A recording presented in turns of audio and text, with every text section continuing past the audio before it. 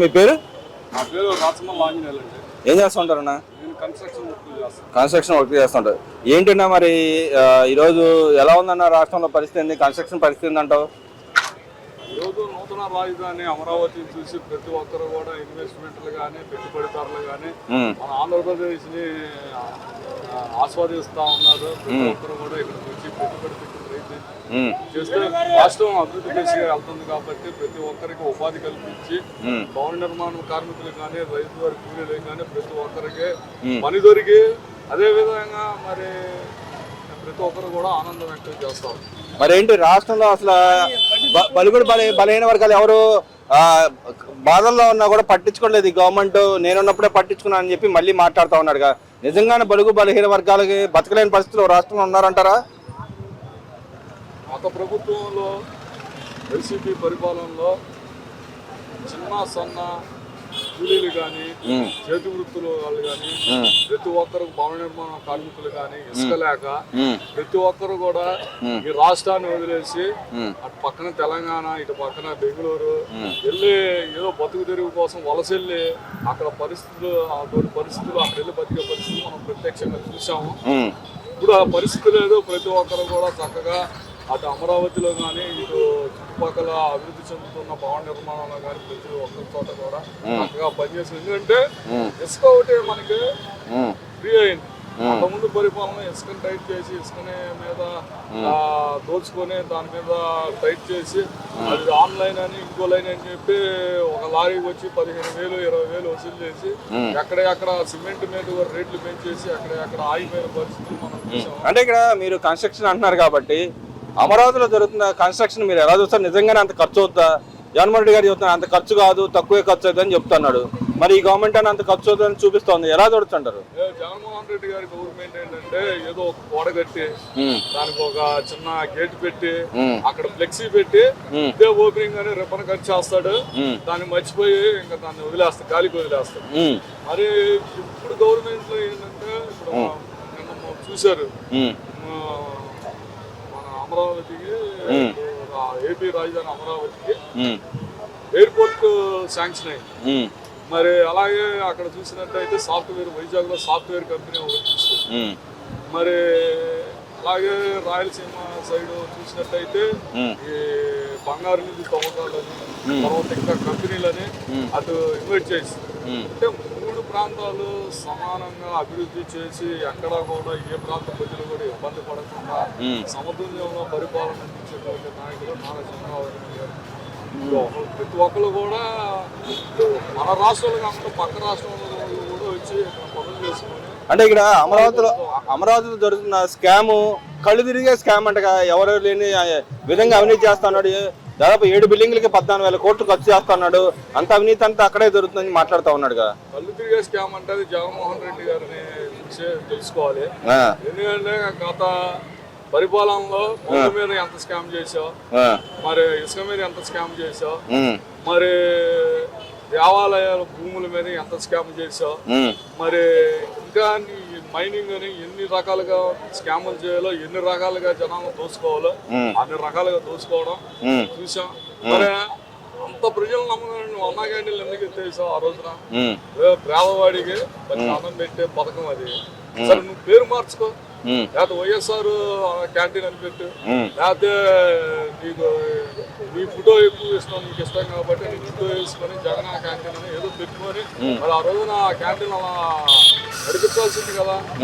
అంటే ఇక్కడ మరి ఇప్పుడు ప్రతి ఒక్క చోట చూడండి, వేరు సెంటర్లో పేదలు చక్కగా శుభ్రంగా 5 రూపాయలకి ఇచ్చి తిరిగిలో పోయినో చక్కగా తిని మరి వాళ్ళ గవర్నమెంట్ లో ఇక్కడ చక్కగా పని చేసుకుని రోజు 10 రూపాయలు. అంటే ఇక్కడ మా పార్టీ గొడ్డల పార్టీ కాదు, ఎవరిది గొడ్డల పార్టీ అని చెప్పి అడుగుతా ఉన్నాడు. మరి చంద్రబాబు నాయుడు గానన్నా మీది గొడ్డల పార్టీ అని చెబుతున్నాడు. నిజంగానే ఎవరిది గొడ్డల పార్టీ అంటారు? హత్య రాజకీయాల పార్టీ టీడీపీ పార్టీ అని చెబుతా ఉన్నాడు. చంద్రబాబు నాయుడు హత్య రాజకీయాలు సిద్ధావసరం అని చెబుతా ఉన్నాడు కదా. జగన్మోహన్ రెడ్డి ఎలక్షన్లోకి వెళ్ళిందంటే నా బీసీ నా ఎస్సీ నా మైనారిటీ అని చెప్పి మరి వాళ్ళ మీద ప్రేమ గురిపించే కలబొల్లి మాటలు చెప్పి మరి వాళ్ళ ఓట్లు కొనుక్కొని గెలిచాడు. తర్వాత ప్రత్యేకంగా నువ్వు దాడులు చేసింది ఎస్సీల మీద, బీసీల మీద, మైనారిటీల మీద దోచుకుంది పొరుగు వర్గాలు. ఉమ్, మరి నీకు వాళ్ళ గురించి బలహీన వర్గాల గురించి మాట్లాడే నైతిక హక్కు నీకు ఎక్కడ ఉంది? అంటే ఈ రోజు సెంట్రల్ గవర్నమెంట్ పెట్రోల్ పొదుపు చేయమని చెప్పి ఇది ఎక్కడ పొదుపు అని చెప్పి మాట్లాడుతున్నారు. అందరు ముగ్గురు కలిసి విహారయాత్రలు హెలికాప్టర్లో అట్లా తిరుగుతున్నారు, ఎక్కడ పొదుపు చేయట్లేదు, ప్రజలు మాత్రం పొదుపు చేయాలని చెప్పి అడుగుతా ఉన్నారని చెప్పి మాట్లాడుతూ ఉన్నాడు కదా. నువ్వు రాష్ట్రాన్ని ముఖ్యమంత్రి గెలిచినప్పుడు 5 సంవత్సరాలు ఇంట్లోనే పడుకున్నావు, ప్రజల్ని గాలికి వదిలేసావు. ఏ పరిపాలన ఎక్కడి నుంచి చేయాలా ఏం చేయాలని నీకంటూ ఒక ఇది స్ట్రాటజీ అనేది నీకు లేదు. ఇప్పుడు రాష్ట్రాన్ని అభివృద్ధి చేసే దశగా చంద్రబాబు నాయుడు గారు అనేక రకాల తిరుగుతారు. మనం చూసాం, ఆయన క్యాన్వాయ్ కూడా తగ్గించి 4 కార్లు మాత్రమే పరిమితం చేసి క్యాన్వాయ్ని కూడా తగ్గించేసి, మరి ఇది పెట్రోల్ పొదుపు చేయాలి, గురించి వాడుకోండి అని చెప్పి రాష్ట్ర ముఖ్యమంత్రి ప్రధానమంత్రి గారు కూడా చెప్తున్నారు. మరి దానికి అనుగుణంగానే మన రాష్ట్ర ముఖ్యమంత్రి చేస్తున్నారు. రాష్ట్ర ఆదేశాల ద్వారా రాష్ట్ర నాయకులు ప్రజలు కూడా మన నియోజకవర్గ స్థానిక ఎమ్మెల్యే గద్దె రామ్మోహన్ గారు కూడా 20 అంటే ఇక్కడ సైకిల్ పై పర్యటించి మరి ఈ సందేశాన్ని ప్రతి ఒక్కరికి తెలియజేశారు. అంటే ఇక్కడ చూసుకుంటే హరికృష్ణ చనిపోయిన తర్వాత కూడా దాన్ని కూడా శవరాజకీయం చేశాడు, కేటీఆర్తో పొత్తు పెట్టుకున్నాడు అని చెప్తా ఉన్నాడు. మరి అదే పార్టీతో గత 10 ఏళ్ళు జగన్మోహన్ రెడ్డి గారు పొత్తు పెట్టుకున్న పరిస్థితి ఎలా చూస్తుంటారు? నిజంగానే హరికృష్ణ గారి విషయంలో చంద్రబాబు నాయుడు గారు రాజకీయం చేస్తారంటారు. చనిపోయిన తర్వాత ఏదైతే ఆ తెలంగాణ గవర్నమెంట్ ఇస్తానో ఆయనకి సమాధికి ఇస్తానో దాన్ని అడిగితే కూడా అది కూడా తప్పని మాట్లాడుతాను కదా, దాన్ని ఎలా చూడుతుంటారు?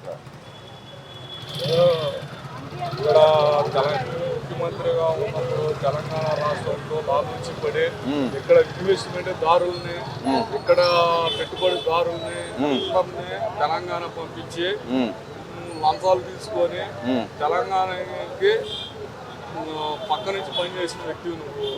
మరి రాష్ట్రాన్ని 25 సంవత్సరాలు 30 సంవత్సరాలు వెనక్కి పంపించి చక్కగా నీ సంపదను యొక్క ఆస్తిని పెంచుకోవడానికి నువ్వు వాడుకున్నావు తప్ప చంద్రబాబు నాయుడు గారి గురించి కానీ లేదంటే చంద్రబాబు నాయుడు గారి కుటుంబం గురించి మాట్లాడే నైతిక హక్కు ఎక్కడా జగన్మోహన్ రెడ్డి గారికి లేదేమో అని చెప్పి అనుకోండి. అంటే చంద్రబాబు నాయుడు గారికి ఏది అడిగినా కూడా బీపీ వస్తానంట, సమాధానం చెప్పలేకపోతున్నానంటగా అని. బీపీ ప్రతి దాంట్లో బీపీ వచ్చేస్తుంది అంట. ఆయనకి బీపీ అనేది ఎవరికి ఎక్కువ, లేకపోతే అహంకారం అనేది ఎవరికి ఎక్కువ, లేదంటే ఆ ఉన్మాదం అనేది ఎవరికి ఎక్కువ అనేది ప్రజలందరికీ తెలుసు. అది చూశారు కాబట్టి పక్కన కూర్చోబెట్టి చక్కగా నీకు 11 సీట్లు ఇచ్చి కనీసం నిన్ను అసెంబ్లీ కూడా పరిమితం లేకుండా చేయగలిగింది. అది నువ్వు తెలుసుకో. మరి ఇక్కడ చూసుకుంటే ఇచ్చిన హామీలు ఏది ఇవ్వట్లేదు, వెన్నుపోటు పొడిచాడు అని చెప్పి మాట్లాడుతున్నా. హామీలు ఏవి జరగలేదంటారు అసలు? ప్రమాణ స్వీకారంలో పేద ప్రజలకి, ప్రతి అమ్మకి, ప్రతి తాతకి పెన్షన్ 4,000 ఇస్తానని చెప్పి 4,000 కన్నా మించి 2 నెలల్లో కూడా బోనస్ ఇచ్చి 12,000 రూపాయలు అందించిన ముఖ్యమంత్రి ఎవరైనా ఉన్నారంటే నారా చంద్రబాబు నాయుడు.